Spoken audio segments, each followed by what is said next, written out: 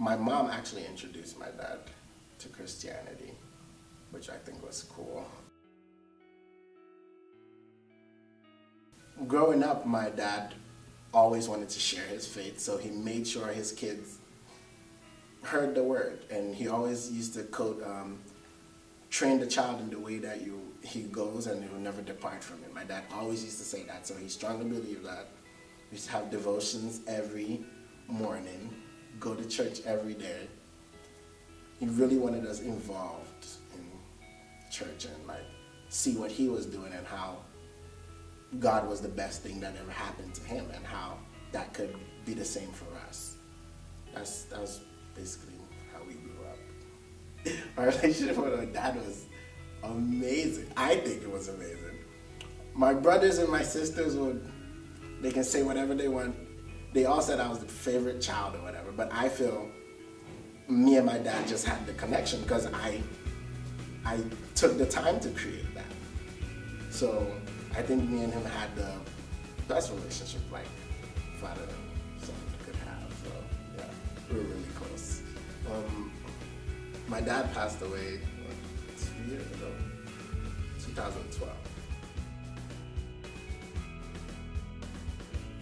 Even a week before he passed, we had like a 3-hour conversation, 3-hour-long conversation on Skype.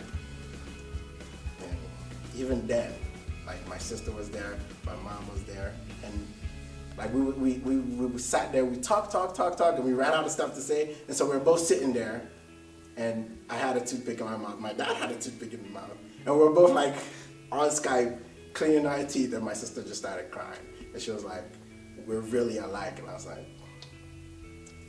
right now I think I'm better now, but sometimes even though you know everybody must die, you get that thought that, okay, maybe this guy will live forever because he's that cool. And so that's how I felt about my dad. There were close calls, like 3 times that happened in the span of like 6 years that were like, oh, he's in the hospital, this is happening, this could happen. And every time that happened, I used to always pray and say, God, just make me see my dad one more time before anything. And nothing ever happened, so I didn't think anything of it. But when it did happen finally, you think somebody's invincible till they're not.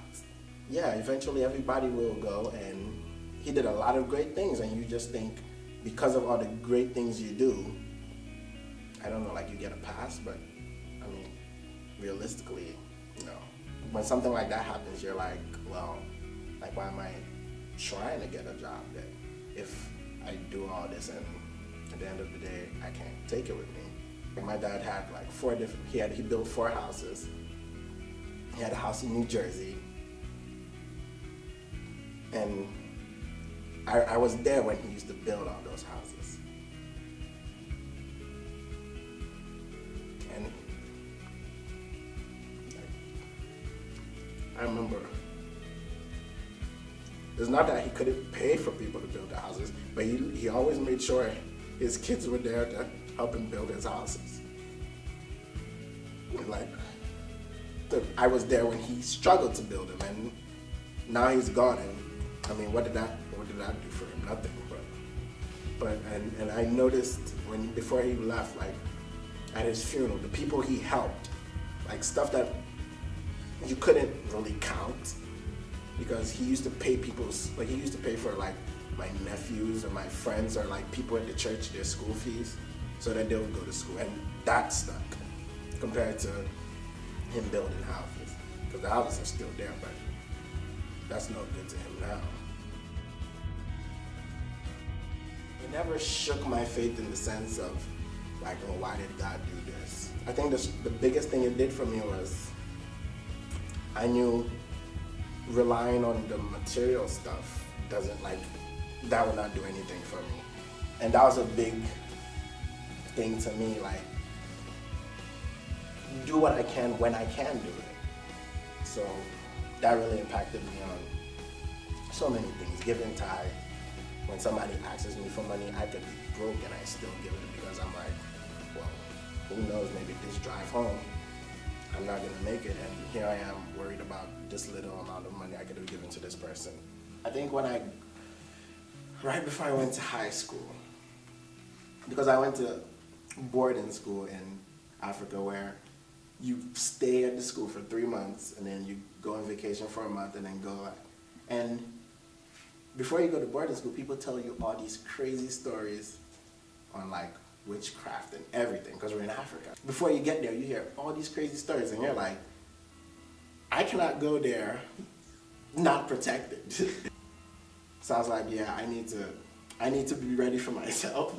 It is hard and it's a constant sacrifice every day because you know what you want to do. It's been what, maybe 8 years ago? 5 years ago? It's not just gonna up and leave you. You've been living with sin for what, 16 years, and then after 8 years you think you'll be good compared to your 16 that you had previously? No. Yes, I believe I'm sacrificing, but even though I'm doing all of that, I mean, the sin is already paid for. There's nothing else. You can't one-up it anymore.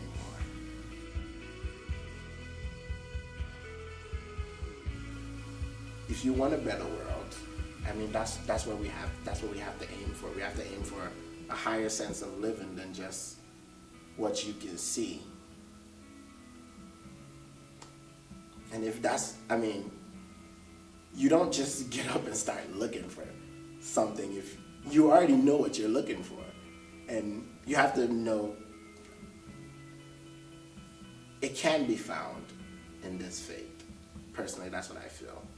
And even though some people let you down based on our imperfections, of course, that doesn't mean you should not stop striving to be, or like, be an example yourself.